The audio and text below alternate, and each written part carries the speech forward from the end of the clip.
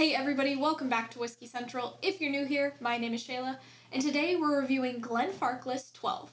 So I've got some history for you today, but if you want to skip around to other parts of the video, there's timestamps in the description box below. And if you enjoy whiskey reviews, make sure to hit the subscribe button so you don't miss out on any new videos. Glenfarclas began when farmer Robert Hay built the distillery on his farm in 1836. In 1865, John Grant bought the distillery for £511. He died in 1889, and it was passed on through his family to John and George Grant, and the company became known as J&G Grant. There were many Johns and Georges throughout the family's history. One of the Georges ran the company for 52 years until he died in 2002. 6 generations have worked at Glenfarclas, and it is still family-owned. Glenfarclas means Valley of the Green Grassland, and it's a Speyside, but it calls itself a Highland malt. There's a few bottlings of Glenfarclas. One of them is the Glenfarclas 105, bottled at 60% ABV, and the family casks are some of the most popular from the brand. 1 cask each year bottled at cask strength. Production at Glenfarclas takes place 23 hours a day with 3 shifts. There's 3 wash stills and 3 spirit stills directly fired by gas. And they use revolving chains to make sure there's no burning kind of residue at the bottom of the stills. All of the casks used for maturing their whiskey are sourced from the Jerez Cooper Miguel Martin and are a mix of butts and hogsheads. Almost all, if not all, are ex Oloroso, made from European oak. Alright, so let's get into the details of this whiskey. This bottle will run you about $45. It's owned by J&G Grant, and it calls itself a Highland, but it's made right in the center of Speyside.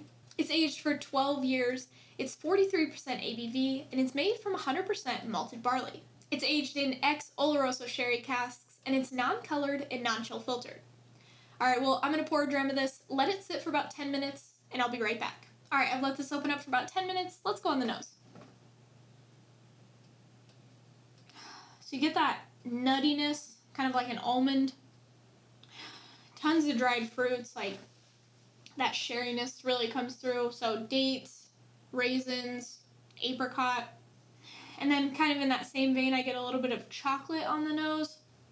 And then this is kind of cool. I get a little bit of like kind of a tea tobacco kind of thing. All right, let's go on the palate. Cheers.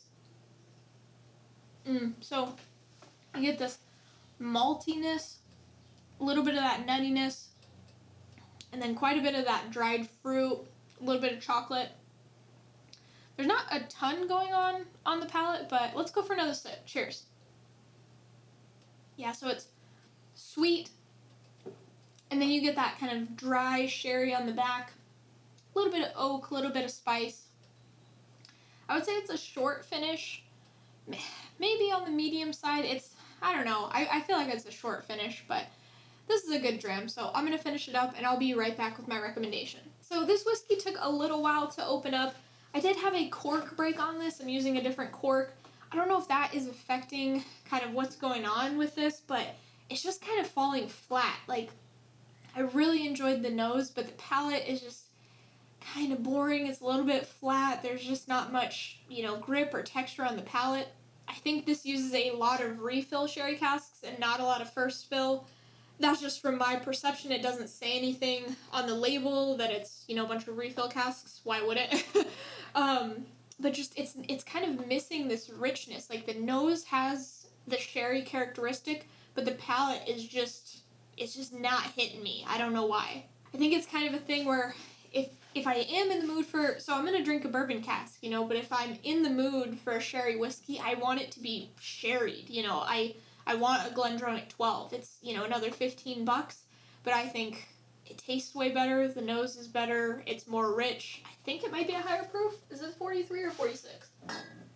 It's also 43, but it doesn't, I don't know, it's got a lot more texture on the palate. Again, it might be a problem that I had a broken cork and maybe this got over-oxidized or something. I'm not sure, but with all that being said, for 12 years old at this price, I think this is a pretty easy drinking scotch. If you like this, you'll love the Glenfarclas 15, and if you want to branch out from Glenfarclas, you could try the GlenDronach 12 or even the Bunnahabhain 12. Thanks for joining me on this episode of Whiskey Central. Next week, I'll be reviewing Iron Root, so if you don't want to miss out, make sure to hit the subscribe button and turn on notifications. I hope you enjoyed this video. If you did, leave it a like. Thanks for watching, and I'll see you next week. Okay, I think that's good enough. I do think it's good enough. Whew. Fuck. In 1865. Ah! Oh my god. Okay, I just need to practice this more. Do not finish this until that is one take, because it's fucking 3 sentences. You can get 3 sentences. Come on. Don't end it like a question, Shayla. End it like a statement, because it's a fact. Oh, dear. And I had like a frog in my throat that whole time. Okay. Hopefully it works. I don't know if it works, but hopefully it works. Okay, I don't know. Okay, I just watched The Godfather, so I'm like... The GlenDronach. If you like this, you would like the... If you like this, you would love the GlenDronach. Not the GlenDronach 15, the Glenfarclas 15. Well, I mean, you'd love the Glenfrickin' 15 too, but that's not what I'm trying to say. Oh, my dear. I just keep saying the wrong friggin' distillery. Alright. So, in some, we'll just cut. Yeah. That's a cut. That's a wrap. Yeah. I don't know. I was really excited to try this, and I like it, but I don't love it. I'm just like, why would you get this when you could get GlenDronach? You know? I know eventually GlenDronach's probably going to drop their ABV down to 40 because Brown-Forman sucks. But I don't know, this was not connecting with me. I mean, it's good, but I wouldn't reach for it over... The only reason I would reach for this is because I'm running out of GlenDronach. That's basically what's going on. I heard that the 15-year is so much better, like wildly better. Darker, richer. I think it's 46% ABV instead of 43, so you're going to get more texture on the palate. So I would just skip this, you know? Just skip it. Get the 15 if you can. If you can't, though, I think it's $45 for a 12-year-old. I mean, that is not too bad. And sherry casks are expensive, so, you know, that's a pretty decent price for what you're getting. But I would just spend the extra money and get a GlenDronach 12, personally. Yeah, the nose is really nice. I mean, it's got a nice sherried nose. But, again, not, like, over-sherried. I mean, I would be very interested to see how this does in a blind with GlenDronach 12. Because I think GlenDronach would just stomp this.